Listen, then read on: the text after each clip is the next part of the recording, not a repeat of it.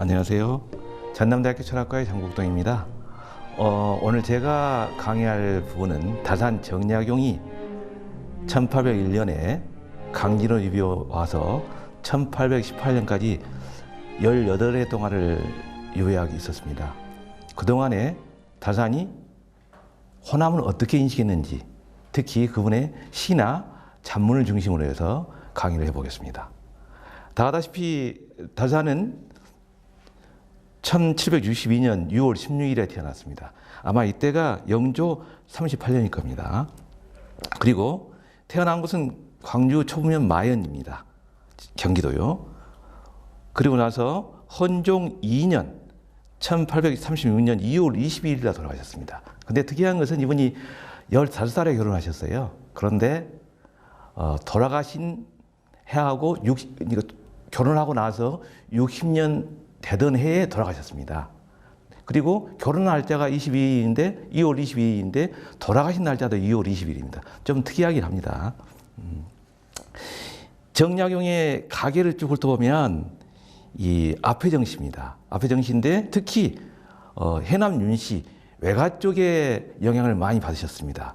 특히 강진에 오셨을 때 해남 윤씨 가문에서 여러 가지 책자를 빌려보면서 공부를 했기 때문에 어떻게 보면 해남 윤씨 가문의 영향을 받아서 공부를 했다 해도 과언이 아닙니다. 특히 외종조, 어머니가 윤소원인데 윤소원이 바로 윤덕희 딸이고 윤덕희는 바로 윤두서, 공제 윤두서, 초상화로 유명하신 분이죠. 그분의 손녀가 됩니다. 그러니까 다산은 윤두서가 외종조부가 되겠죠. 그렇습니다. 어릴 적에 혼 귀농이었습니다. 귀농이란 말은 농촌으로 돌아간다는 이야기입니다. 근데 왜 농촌으로 돌아간다는 이야기냐? 사실은 다 아다시피 정조의 아버지가 누굽니까? 사도세자 아닙니까? 사도세자가 뒤주에 갇혀 죽은 해가 바로 정재원이 벼슬로 나가려 했던 때입니다. 그런데 그 사건이 터졌기 때문에 아버지가 농촌으로 돌아가서 농사나 짓겠다 해서 자식의 이름을 귀농으로 이름 지은 것입니다. 특히 다산은 본인의 집 이름이 여유당인데 여유당은 바로 당호입니다. 그러니까 여유당이란 말은 본인이 태어나서 살았던 곳을 여유당이라는 겁니다. 근데 여유당 당호에 대해서는 그 안에 자기 삶의 준칙이 다 들어있습니다. 그 내용을 보면 그는 특히 노자의 사상을 일정분 인용해가지고 여기다 기문을 지었습니다. 그 내용을 한번 봐볼까요? 겨울에 시내를 건너는 것처럼 신중하게 하고 사방에서 나를 엿보는 것을 두려워하듯 경계하라 이렇게 말했습니다. 이 말은 조심조심 살아가라는 뜻입니다. 그런데 그 내용을 보면 다산이 굉장히 의지가 곱고 직선적인 성격을 가졌다는 걸 알 수 있습니다. 스스로 이렇게 고백하고 있습니다. 나의 병은 내가 잘한다. 나는 용감하지만 지모가 없고 선을 좋아하지만 가릴 줄을 모르며 마음 내킨 대로 즉시 행하여 의심할 줄을 모르고 두려워할 줄을 모른다. 그만둘 수도 있는 일이지만 마음에 기쁘게 느껴지기만 하면 그만두지 못하고. 무슨 말이겠습니까? 정말 좋은 일이라면 그냥 물불안하게 하는 사람이었어요. 굉장한 실천가였죠. 그렇기 때문에 사실은 일생 동안 500여 권에 달하는 엄청난 저술을 남긴 겁니다. 사실은 다산이 유배를 안 왔더라면 대학자로서 명성을 떨치기 어려웠을 겁니다. 어떻게 보면 다산한테는 유배 온 것이 삶의 중요한 계기였던 것이고 정치인으로서는 고통의 시간이 됐겠죠. 자, 그런데 다산이 이제 에피소드가 몇 가지 있습니다. 그 중에서도 옳고 그름을 분별하는 몇 가지 기준들이 있는데 그걸 한 가지 살펴보도록 하겠습니다. 둘째 아들 학연에게 보내는 편지에서 이런 말을 합니다. 옳고 그름과 이익과 손해를 기준으로 해서 4가지 정도로 구분할 수 있다. 자, 첫째는 옳은 것을 지켜서 이익을 얻는 것이죠. 두 번째는 옳은 것을 지켜서 손해를 받는 것입니다. 세 번째는 나쁜 것을 좇아서 이익을 얻는 것이고 네 번째는 나쁜 것을 좇아서 손해를 보는 것입니다. 어느 것이 가장 좋을까요? 당연히 옳은 것을 지켜서 이익을 얻는 것이겠죠. 이건 아마 정의로운 삶을 살면서 공동체에 이익을 끼치는 것이 가장 좋은 삶 아니겠습니까? 그런 얘기를 합니다. 더 나아가서는 또 자신의 아버지가 그 가장 친한 친구인 이 한경선하고 같이 쓴 시집이 있습니다. 그게 남아 수창집인데 그 안에 보면 벗을 사귈 때 어떻게 사귀할 것인가 하는 3가지 기준을 이야기합니다. 이것은 아주 일상적인 이야기지만 아무래도 도움이 될 것 같아서 제가 한 에피소드를 소개하도록 하겠습니다. 가난한 친구를 대하는 방법이라는 것입니다. 어떻게 해야 될까요? 첫째는 가장 좋은 것은 뭘까요? 겉과 속이 모두 기뻐하는 것이겠죠. 그죠? 두 번째는요, 겉과 속이 모두 담담한 것입니다. 가장 나쁜 건 뭘까요?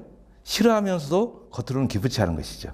우리도 일상에서 그런 일을 많이 하시죠. 그런데 다산이나 다산의 아버지인 정재원은 항상 겉과 속이 모두 기뻐하는 삶을 취했다는 것입니다. 중요합니다. 특히 이제 다산이 이 강제로 유배와 가지고 청해절도사인 이민수가 그 제실에다가 의사제기란 말은 지금 여기에 그런 뜻입니다. 그런 제기를 썼습니다. 의사제기라는 것은 제라는 건 집이죠. 옛날 사람들은 특히 양반들은 이 집에다가 기문을 써가지고 멋있게 이름을 달아놓지 않습니까? 사실 제 연구실에도 학사제라는 이름을 달아놓은 적이 있습니다.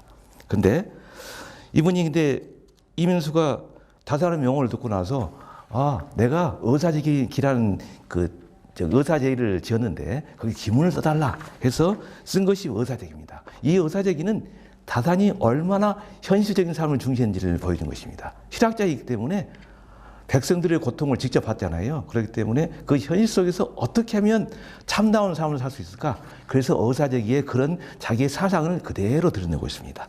이런 말합니다. 세상에서 일컫는 아름다움과 선이라고 하는 것은 모두 이것으로 되어 있다.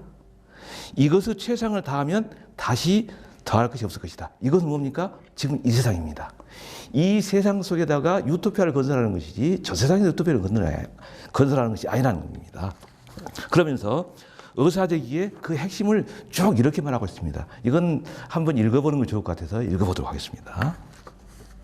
나에게 없는 물건을 바라보고 가리키며 저것이라 말하고 나에게 있는 것을 깨달아 그를 보면서 이것이라고 말합니다. 이것이라는 것은 내가 이미 직접 소유한 것입니다. 그러나 내가 소유한 것이 나의 소원을 만족시키기에 부족하다면 그 마음은 만족할 수 있는 것을 사모하여 그것을 바라보고 가리키며 저것이라고 말하지 않을 수 없습니다. 이것이 공통된 근심거리입니다. 무슨 말일까요? 우리는 내가 가진 것을 사소하게 생각하고 내가 가지지 못한 것에 대해서 끊임없는 욕망을 갖게 되죠. 그 욕망이 인간으로 하여금 잘못된 욕심을 불러일으키고 그게 화를 불러일으킨다는 뜻입니다. 그렇기 때문에 현실 속에서 만족하는 삶이 중요하다. 이런 이야기를 한 것입니다. 더 나아가서 다산은 다 아시겠지만 공부를 열심히 하는 사람이잖아요. 공부하면 뭐 이런 말 할 수가 없습니다. 심지어 어떤 분은 다빈치에 비교하기도 합니다. 다빈치에. 특히 다산은 뭐 의학, 또 동물학, 건축학 다방면의 지식을 갖고 있습니다. 물론 그 당시에는 지식의 총량이 많지 않았기 때문에 다방면의 능수능란한 학자일 수 있었죠. 지금은 안 되겠지만 그렇다 하더라도 다빈치에 비교할 수 있다 그러면 엄청난 학자라는 걸 할 수 있습니다. 근데 이분은 공부하는 거 굉장히 좋아했습니다. 특히 이분이 언어학에 관한 책을 쓴 적이 있는데 그것이 아언각비라는 책입니다. 아언이란 말은 좋은 말 그런 뜻입니다. 사실 인문학이라는 학문은 말을 통해서 소통하고 공부를 하는 거 아니겠습니까? 근데 아언이 무슨 말입니까? 좋은 말이니까요. 이런 말 합니다. 배움의 본질은 뭐냐? 깨달음이다. 깨닫는다는 건 뭐냐? 곧 잘못을 깨우치는 것이다. 우리는 잘못을 범하잖아요. 잘못을 깨우치는 것이다. 이 말합니다. 그러면서 바른 말을 매개해서 공부하는 게 중요하다. 그러면서 이제 이런 말 합니다. 그런데 중요한 건 뭐냐? 공부하는 사람의 스스로 자율성이겠죠. 공자도 이런 말 했습니다. 스스로 분발하지 않는 학생은 계도하려고 하지 않는다. 의심이 축적되어 고민하는 학생이 아니면 촉발시키는데 심혈을 기울이지 않았다. 무슨 말일까요? 공부하려는 사람은 가르쳐주지만 공부하려는 태도가 안 돼 있으면 가르쳐주지 않는다는 것입니다. 공자는 그렇게 단호했습니다. 다산도 마찬가지입니다. 다산이 이런 말을 합니다. 하나를 들어보이면 셋의 반을 나타내고 하나를 들으면 열을 아는 것이 배우는 사람의 의무다. 이런 말을 합니다. 그러니까 배우는 사람들은 끊임없이 지식을 쌓기 위해서 노력을 해야 한다는 것이죠. 실제로 다산은 과골삼천, 과골이란 말은 복숭아뼈입니다. 뚫을 천자입니다. 그러니까 복숭아뼈가 3번이나 뚫을 정도로 공부를 했다는 것이에요. 옛날 사람들 어떻습니까? 지금처럼 책상에서 공부하는 게 아니고 가부좌를 틀고 공부를 하지 않습니까? 그러면 복숭아뼈가 방바닥에 닿죠. 너무나 많이 앉아 있었기 때문에 복숭아뼈가 닳아서 구멍이 뚫어졌다는 것이에요. 그렇게 부지런했다고 합니다. 특히 다산의 제자 1802년에 다산이 강진에 가가지고 그 유명한 사의제에 들어가게 됩니다. 사의제에 갔더니 마침 15살 먹은 황상이라는 제자가 찾아온 거예요. 아전의 아들입니다. 왔는데 그 친구가 와가지고 선생님한테 배우고 싶습니다면서 이런 말 하는 겁니다. 이 황상의 말입니다. 저는 3가지 부정한 점이 있습니다. 첫째는 둔하고, 둘째는 막혀있고, 셋째는 답답한 것입니다. 이렇게 말합니다. 그러니까 다시 말합니다. 아니 그게 무슨 문제니? 배우는 사람에게 병통이 3가지 있는데 너에게는 하나도 해당되는 게 없다. 그 병통이 뭐냐? 첫째, 외우기를 빨리 하는 것이다. 외우기를 빨리 하면 소홀해지는 패단이 있겠죠. 어떻습니까? 공부를 빨리 하면 빠뜨리는 것이 많지 않습니까? 둘째는 글짓기에 나려면 들뜨는 패단이 있게 된다. 글을 너무 빨리 쓰게 되면 오탈자도 있게 되고 논리적 맥락도 안 맞게 되고 그런 요소가 있겠지요. 셋째, 이해를 빨리 하면 거칠어진 패단이 있다. 그러지 않습니까? 어떤 친구는 조그만 걸 다 알았다 그러고 어떤 친구는 많이 알아도 잘 모른다 그러고요. 어떤 게 옳을까요? 사실은 다산은 걱정하는 것이 뭡니까? 조금 아는 것을 마치 다 아는 것처럼 과시하는 그런 배움을 경계한 것입니다. 근데 황상이라는 제자는 전혀 그런 게 없는 거예요. 그래서 이번을 합니다. 마지막에 이런 말 한 겁니다. 무릇 둔하면서 파고든 자는 그 구멍이 넓어지고, 아까 다산이 저는 황상이 제가 둔합니다. 그러니까 거기에 대한 이제 대안을 제시한 겁니다. 너는 둔하지만 파고든 자, 열심히 파고들면 구멍이 확 넓어지지 않겠느냐. 그건 견문이 넓어진다는 거겠죠. 둘째, 막혔다가 소통이 되면 그림이 확 트이죠. 그리고 세 번째는 답답한데도 닦아내는 사람은 빛이 반짝반짝한다. 내가 답답하지만 끊임없이 공부를 하면 반짝반짝 윤기가 나게 되겠죠. 그리고 언젠가는 성취를 할 수 있다는 것입니다. 그렇게 해서 이제 그렇게 말하면서 그럼 뭐냐? 가장 중요한 것은 삼근계니까 부지런할 근자입니다. 3번이나 부지런해야 한다는 이야기한 것이에요. 그럼 뭐냐? 뚫은 것은 어떻게 해야 될까? 부지런해야 된다. 자, 틔우는 것은 어떻게 해야 될까? 부지런해야 된다. 닦기는 어떻게 해야 될까? 부지런해야 된다. 3번 이야기한 겁니다. 그러고 나서 마지막으로 그보다 더 중요한 것이 뭐냐? 마음을 확고하게 잡는 거다. 그래서 병심확이란 말을 쓰게 됩니다. 결과적으로 다산이 주장했던 것은 배우는 사람의 주체적인 자율성을 말한 것인데 실제로 다산은 모든 것을 한꺼번에 가르치지 않았습니다. 다시 말하면 제자들이 스스로 공부할 수 있는 여지를 둔 것입니다. 그래서 저는 이렇게 말합니다. 진정한 교육은 뭐냐? 권위자들이 말한 것을 아무 여과 없이 수용하는 것이 아니라 스스로 의심하고 배움으로써 이루어지는 것이기 때문이다. 교육자가 갖춰야 할 무보다 중요한 자질은 뭘까요? 그리스 로마 신화에 보면 프로크라테스 침대가 있습니다. 프로크라테스 침대는 뭡니까? 길 가는 사람을 잡아가지고 침대 눕혀가지고 짧으면 늘리고 길면 자르는 것이잖아요. 이건 무슨 말일까요? 하나의 규격에다가 모든 인간을 맞추는 것이죠. 그건 안 된다는 것이죠. 그래서 저는 이렇게 말합니다. 진정한 교육자는 규격화된 지식 상자를 양산하는 데서 벗어나 프로크라테스를 처형한 현대의 테세우스가 프로크라테스를 처형하거든요. 끊임없이 걸러야 된다. 근데 여기에 대해서 실제로 다산과 시대는 완전히 다르지만 미국의 시드니 후크라는 학자가 학생의 자유를, 배우는 사람의 자유를 말하면서 이렇게 4가지를 말했습니다. 첫째, 의심의 자유. 교수가 한 말, 선생님이 한 말을 고지고대로 받아들이는 게 아니라 의심을 해야 된다는 것이죠. 두 번째는 토론의 자유. 끊임없이 소통하고 토론하는 자유가 있어야 된다. 세 번째는 도전의 자유가 있어야 된다. 그리고 마지막으로 가장 중요한 자유입니다. 학생들한테는 뭐가 있습니까? 실수의 자유가 있습니다. 교수는 실수하면 안 되겠죠. 그러나 학생들은 실수를 할 수 있다는 것입니다. 여기까지가 다산이 학문가를 간단하게 아주 개요만 살펴봤습니다. 자, 그러면 다산 눈에 비친 호남은 어떨까요? 3개의 시를 보도록 하겠습니다. 첫째는 다산이 1800년도 정조 24년이죠. 다산 39세입니다. 사실 4월 26일 날 다산이 고향 초천으로 내려옵니다. 근데 사실은 그 이후에 한 1개월, 2개월 정도 있다가 정조가 죽습니다. 근데 다산은 이미 알았던 것 같아요. 그때 고풍, 괴로운 바람이라는 시를 씁니다. 그 시를 보면 다산이 그 당시 상황을 어떻게 묘사하고 있는가 알 수 있습니다. 자, 이 시를 제가 한번 약간 낭송하듯이 읽어보겠습니다. 잠시 번잡한 세상 떠나고자 하였더니 강바람이 다시 세차게 부네. 뒤집히는 흰물결 산속의 나뭇잎 어지럽고 붉게 차이는 들에 꽃잎 날리네. 씨 뿌리고 거두는 일은 하늘 뜻이려니 고기 잡고 나무하며 빛난 날을 아껴야지. 세상 다스리는 자 조정이 따로 있으니 살인문 닫고서 들어야 앉아야겠지. 이것은 무슨 말일까요? 본인 스스로가 정치 무대에서 이제는 떠나야 될 순간이다 한 거지요. 실제로 그 당시에는 이미 천주교와 관련돼 가지고 서인들이 남인을 박해하는 시기 아니었습니까? 남인들은 대부분이 천주교 신자들이 많았습니다. 천주교 신자라는 걸 비밀로 해가지고 박해를 하기 시작합니다. 그 이야기를 한 겁니다. 그리고 나서 이제 11월 24일 날 유배를 오게 되죠. 그때 사의제가 어딥니까? 다산 강진읍에 가면 사의제가 있습니다. 원래는 동문매반지가 동쪽 문에 있는 밥을 파는 집이란 뜻입니다. 거기 노파가 있었습니다. 근데 갔더니 동네 사람들이 다 마치 무슨 그 범인 보듯이 다 외면하는 거예요. 근데 이 노파 한 사람만이 다산을 따뜻하게 보듬어 주시죠. 그 사의제에 들어갑니다. 사의제. 근데 사의제란 무슨 말이냐? 4가지 마땅히 해야 될 일, 그런 뜻입니다. 사의제가 바로 사의제 들어가기 전에 그때 본인이 유배였던 데 심정을 그린 시가 바로 나그네 신세타령이라는 시가 있습니다. 한자로는 객중서회라는 뜻입니다. 이것도 한번 읽어보겠습니다.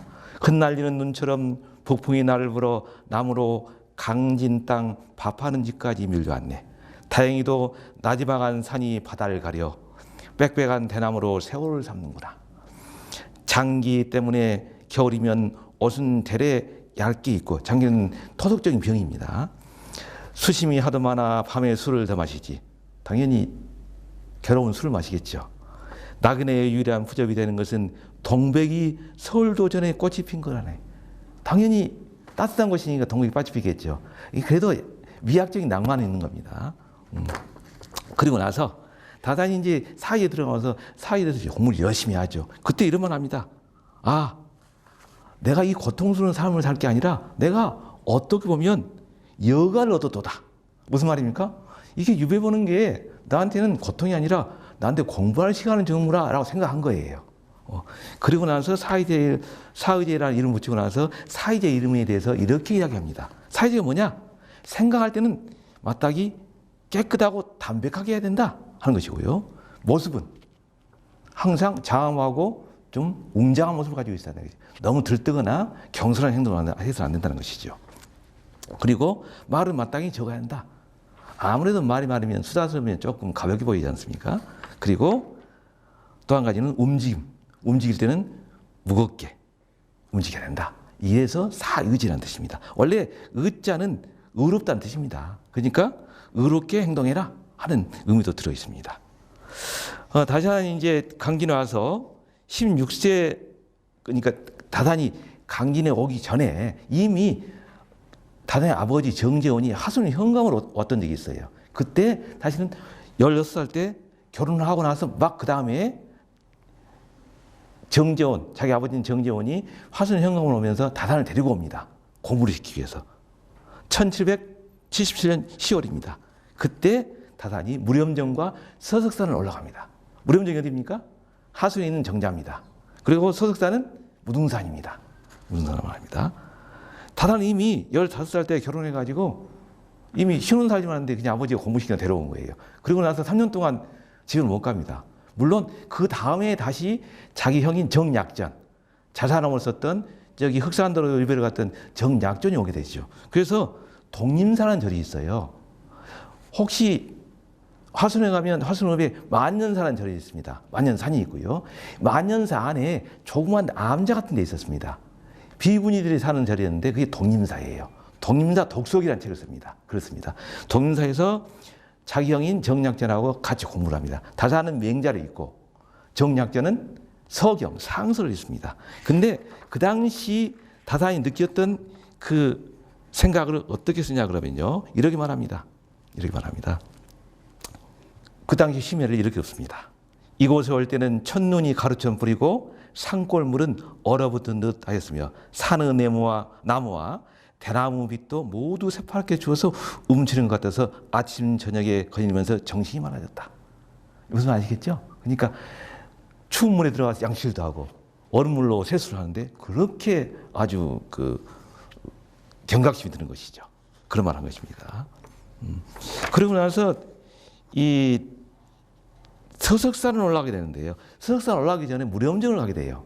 근데 무렴정이 굉장히 아름답잖아요. 그 풍경을 이렇게 말합니다. 이렇게 말합니다. 무렴정의 논의는 긴데요. 그 기문을 보면 이런 말이 나옵니다. 혹시 무렴정 앞에 적벽 가보셨어요? 하순적벽? 여러분들? 하순적벽이 굉장히 아름답잖아요. 근데 고약이 이렇게 말합니다. 그 흑한 정치와 실행스러운 운치는 가까이서 보는 것과 비교할 바 아니었다. 이에 술을 가져오라 하고 시를 지으며 이리저리 걸으면서 이야기를 나누라니 해가 기울어가는 것도 몰랐다. 집으로 돌아온 뒤에 큰형님이 나에게 그 풍경을 기록하라 해서 기록한 것이 바로 무렴정기입니다. 무렴정기입니다. 무렴정이 무슨 뜻입니까? 세상을 세파에 물르지 말라는 뜻입니다. 근데 이제 그러고 나서 적벽에 논의가 온 지 며칠 후에 그 당시에 하순에서 조익현이라는 진사가 있었는데 조익현 진사를 만나게 됩니다.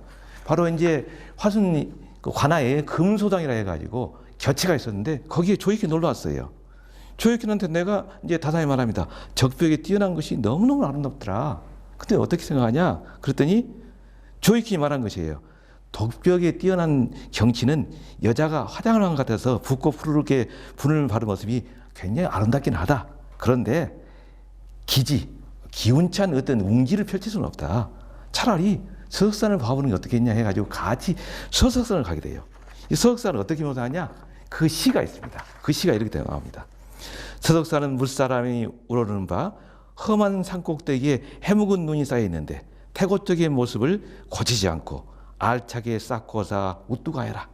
주위에 뻗은 산들 섬세하고 교묘함을 다하여 깎고 새겨 뼈마디 드러났다네. 올라리 할 때는 까마득 하더니 멀리 오자 산하가 낮게 깔렸네. 원한 행실 휘 드러나지만 지극한 덕 가려 분별 어려워. 그렇게 말했습니다. 그리고 마지막 구절에 이런 말이 나옵니다. 자연스레 구름 한 개 피어 있다가 이따금 대지 열기 시켜준다네. 아마 강주에 사시는 분들 무등산이 조그만 산이라 생각할지 모르겠습니다. 근데 다산은 무등산을 굉장히 큰 산으로 생각합니다. 그래서 이렇게 말합니다. 서석산은 험준하고 커서 7개 군현에 걸쳐 있다. 이렇게 말합니다. 이 산의 정상에 오르면 북쪽으로는 적상산이 보이고 적상산이 어디에 있습니까? 무주에 있습니다. 붉은 치마를 두른 산이라 해서 적상산입니다. 그리고 남쪽으로는 한라산이 멀리 보인다. 한라산 보이던가요? 저는 본 적은 없는데요. 그리고 월추산과 송광산 같은 산은 모두 어린 자식이나 손자격이다. 월추산은 선적격으로 파악했어요. 그러니까 굉장히 큰 산을 본 것이죠. 위에는 13개의 봉우리가 있는데 항상 흰 구름이 둘러 있었다. 그렇게 말합니다. 그러고 나서 마지막에 그러나 서석산은 높고 험준한 것만으로 호남에 융장하게 자리 잡고 있는데 조공이 홀로 조익현을 말하죠. 그 산이 여러 산 중에서도 뛰어나다는 것을 알았으니 그 산과 그 산을 알아보는 사람이 모두 위대하다 하겠다. 이렇게 말했습니다. 그게 무슨 말이겠습니까? 조익현이 웅지 있는 산, 선비와 같은 산이라고 우등산을 묘사했는데 그렇다면 그 산을 알아보는 조익현도 대단한 사람이 아닌가 이런 말을 한 것입니다. 이제 마지막으로 이 다산이 광주와 관련해서 시와 몇 가지 다산 호남 사람들을 평가하는 몇 가지 말을 남겼습니다. 그걸 살짝 살펴보는 걸 대신해서 마지막으로 끝내도록 하겠습니다. 여러분도 혹시 경양-광주 가시죠? 경양-광주 어디 있습니까? 지금은 아파트 짓고 있잖아요. 근데 실제로 다산이 경양-목가를 지나면이라는 시를 썼습니다. 이런 시입니다. 1779년에 쓴 시인데요. 다산이 18살 때 쓴 시입니다. 잡목은 큰 길가에 늘어섰는데 영루에 가까운 곳 저수지 않아. 얼굴 비치는 봄물은 아득이 멀고 그 봄에 간 것이죠. 저문 구름 두둥실 한가롭기만 대바성에 말몰기 여지 않고 연꽃 피어 뱃놀이 제격이로세. 위대하도다 저수지 관계의 공력 일천이랑 넌들의 물이 넘치네. 그러니까 아주 풍요롭고 이 경양광죽이 주변에 있는 논밭에다가 물을 대주고 있는 모습을 굉장히 잘 묘사하고 있죠. 그러고 나서 그 다음에 다시 강주를 재차 지나면서 라는 시를 쓰게 돼요. 근데 거기 보면 혹시 그 정충신이라는 그 당시에 의병활동했던 정금남에 관한 이야기가 나옵니다. 언제나 광산부를 지나갈 적에, 옛날에는 광주를 광산부라 했습니다. 가슴 속에 정금남, 정금남은 조선시대 때 의병활동했던 정충신입니다. 생각이 나네. 신부는 종직처럼 미천했으나 제주는 이순신과 결만했지. 이순신에 결만한 사람을 평가하고 있는 거예요. 옛사랑엔 풍운이 기운서렸고 남은 터엔 부로들 전설을 전한다. 웅장할사 서석산은 높은 진산, 특히 전기모와 특출한 남자네. 여기도 서석산에 나오죠. 그 서석산에 전기를 모아가지고 이렇게 대단한 인간을 낳았다, 이런 이야기를 한 겁니다. 여기까지는 이제 광주에 대한 이야기입니다. 간단히 살펴봤는데, 마지막으로 다단히 그 강진에 가가지고 있을 때 1812년에 홍경래의 난이 일어납니다. 그 홍경래난이 일어났을 때 창통문, 의병을 일으키자는 글을 내렸는데, 그 가운데 호남 사람들을 이렇게 묘사하고 있습니다. 한번 보실까요? 지역으로 말하면 우리 호남 지역은 예로부터 충신 의사가 많은 고향이다. 지역으로 말하면 서울에 밀접하기가 호서는 충청도죠. 호서만 갖지 못하고, 인물로 말하면 조정의 환열에 오른 자가 영남에 미치지 못한다. 그러나 나라에 큰 어려움이 있을 때마다 창의하여 달려나간 것은 반드시 팔도에서 가장 먼저였으니 또한 아름답고 훌륭한 일이 아닌가. 이보다 더한 칭찬이 어디 있겠습니까? 예로부터 그러니까 이 호남은, 전라도 지역은 그야말로 의로운 지향이었다 하는 이야기를 하고 있는 것입니다. 여기까지 제가 이제 강의를 한 전체 내용입니다. 아마도 여러분들이 또다시 강의를 듣게 된다면 좀 더 깊은 내용으로, 혹시 좀 더 세밀하고 섬세한 철학적인 내용 갖고 한번 강의를 하도록 하겠습니다. 수고하셨습니다.